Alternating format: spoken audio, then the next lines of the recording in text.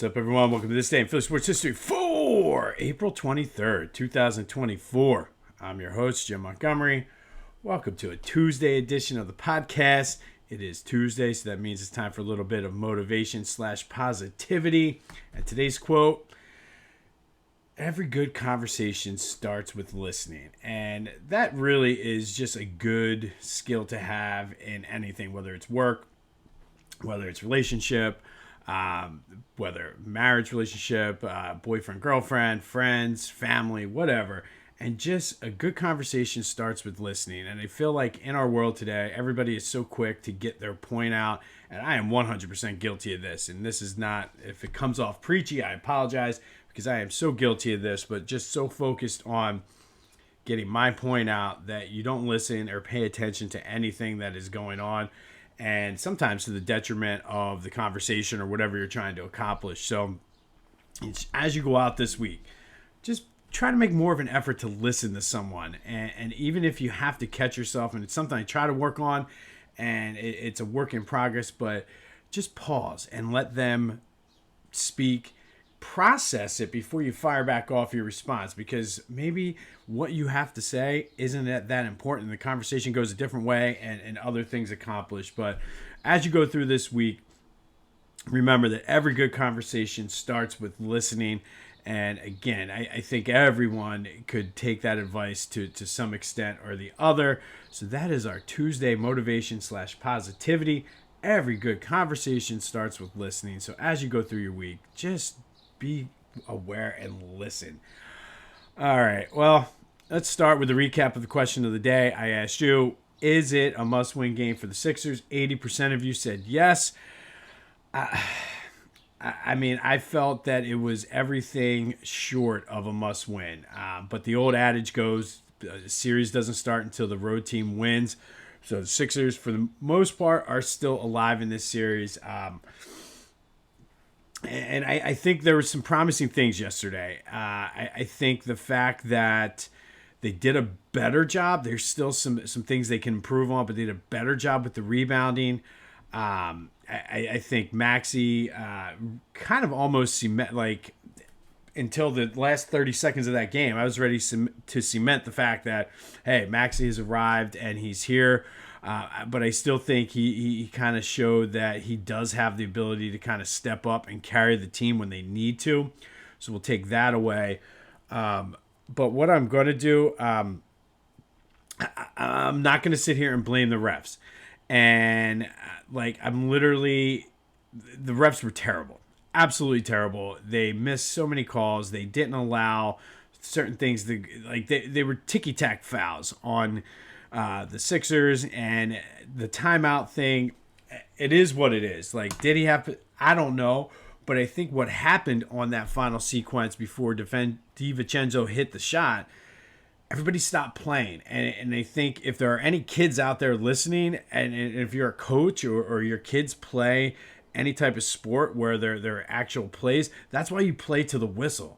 I feel as though those guys stopped thinking because they heard Nick Nurse yelling timeout. They thought, and you got to play to the whistle, because that's the only reason the Knicks were able to get that rebound and put that shot up, is because everybody kind of just stopped.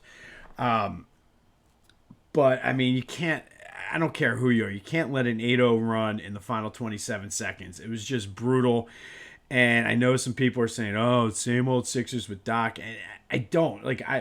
I have a strange still confidence that they're going to make this a longer series. I'm not going out as far as saying they're going to win, but this still feels somewhat different to me, because they showed heart. They would have easily folded at certain spots during that game last night, and they played much better. And I think the difference right now is the Knicks bench and their depth. And I think the Sixers bench has been inconsistent this series, and that's been the difference in this game.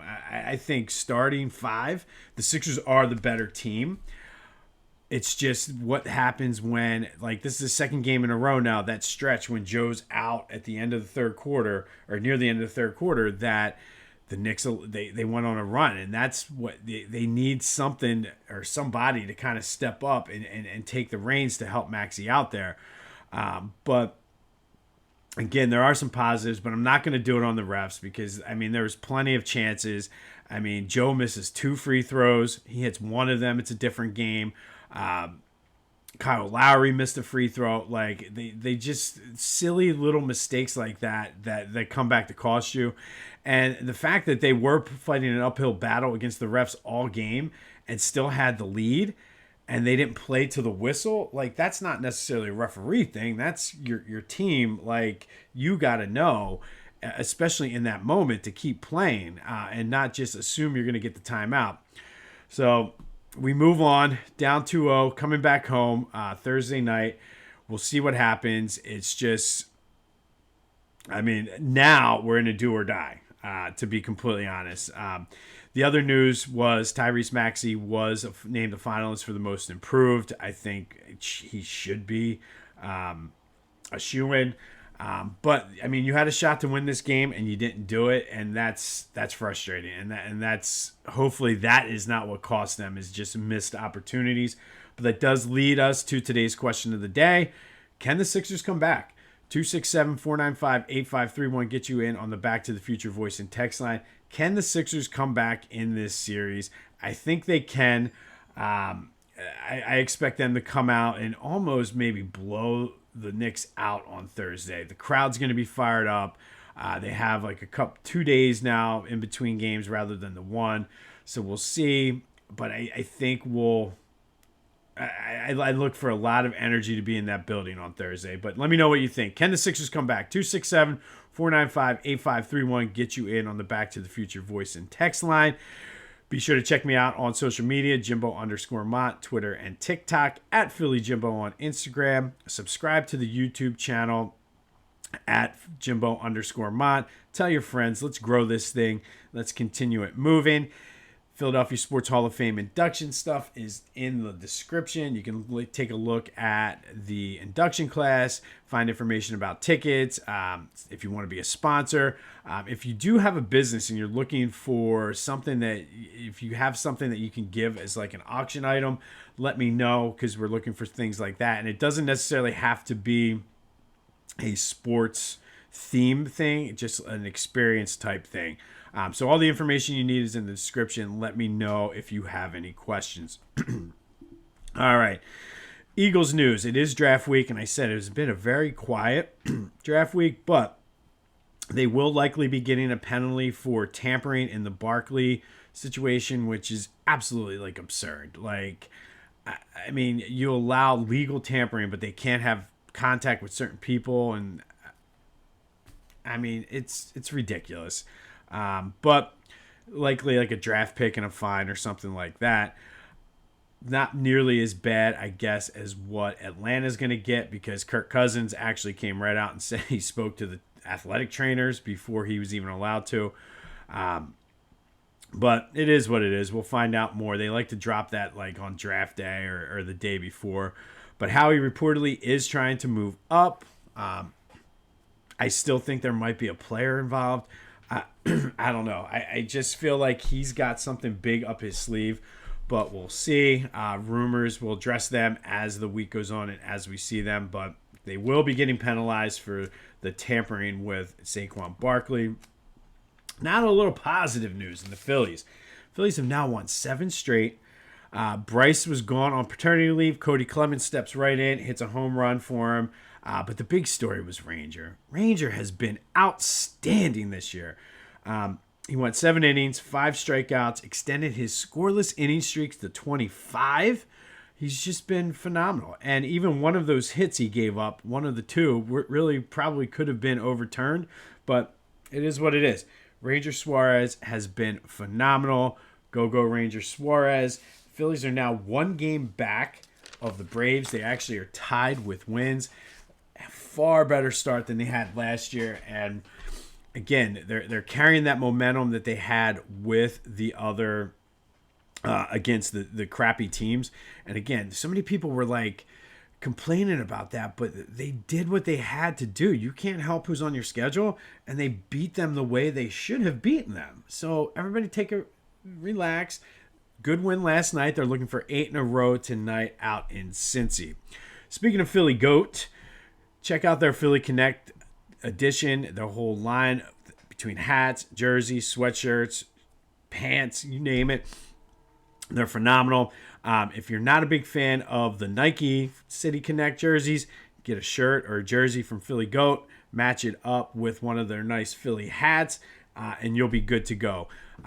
Check out everything they have because they have such a great selection. So go to phillygoat.com, use the promo code Jim Montgomery for 10% off of your order. Quick housekeeping note before we move on. Remember, there will be no social media clips until possibly later today. The podcast will be where it is and everything, but just a heads up for that.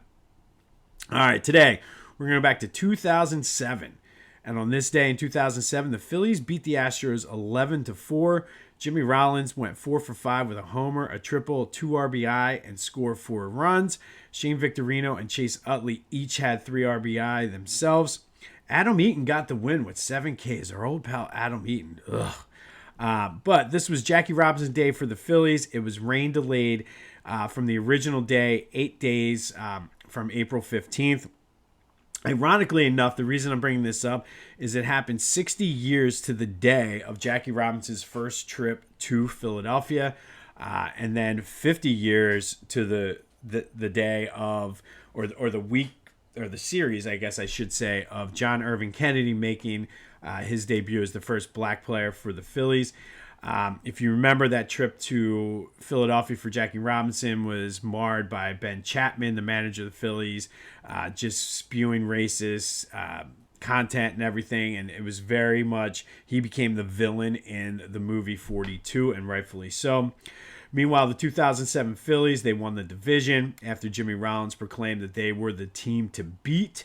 He ended up winning the MVP, and to tie it back to integration in Black history, he was very big and still is to this day in the RBI program for Major League Baseball of reviving baseball in the inner cities. So just a fun connection to all of this and a lot of great things.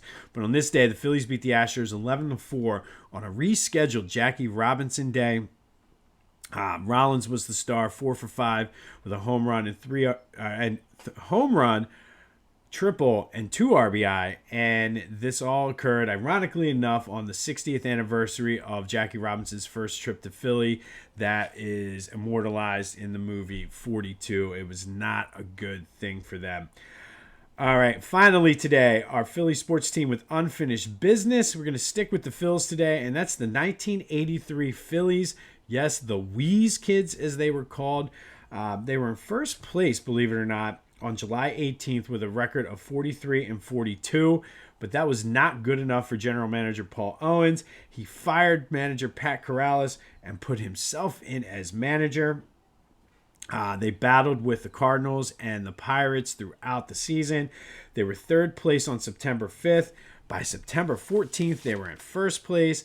And then they went on an 11-game winning streak, won the division by 6 games, got hot right at the right time.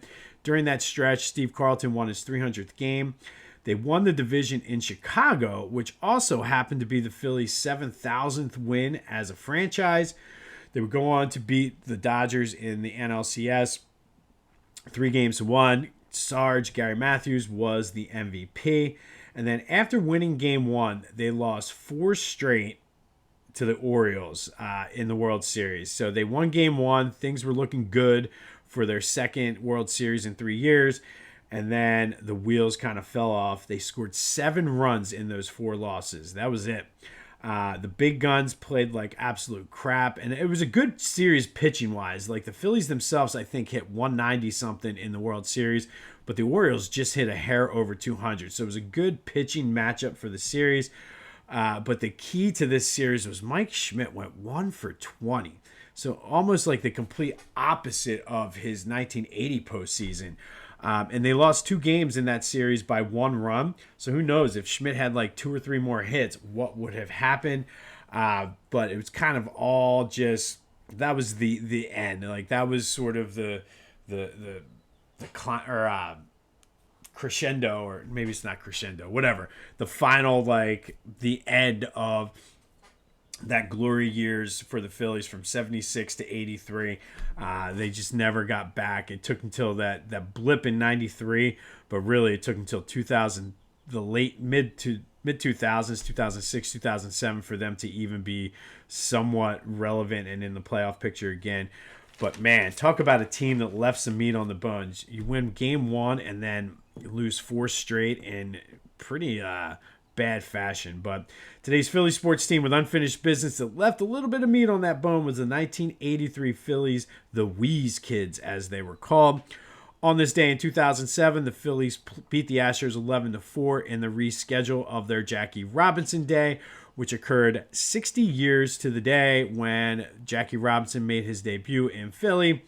And we all know how that was immortalized in the movie 42. Be sure to check out my boys over at Philly Goat.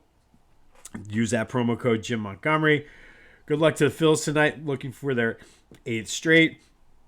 267-495-8531. Get you in on the Back to the Future voice and text line. Let me know what you're thinking about the Eagles draft and answer the question of the day. Can the Sixers come back and win this series? I think they do. I think they can. I'm not saying they do, but I certainly think they can. I think they've showed me enough that between having some home cooking now on their own and the fact that somebody on the bench needs to step up, I'm confident that somebody will. I think they can come back and make this a series. But again, they've bit me in the ass before, so who knows? But let me know what you think. Remember, every good conversation starts with listening. Go out today and listen. Go out this week and listen to people. Just don't be so quick to talk and get your point across. Make sure you listen and actively listen. Understand what they're saying. Just don't look at them and say, I know what you're saying. But that is today's Tuesday's motivation/positivity. I want to wish a happy Passover out there to everyone who celebrates. This has been This Day in Philly Sports History. I'm Jim Montgomery. Go have yourselves a Tuesday. And until next time, I'll see you when I see you.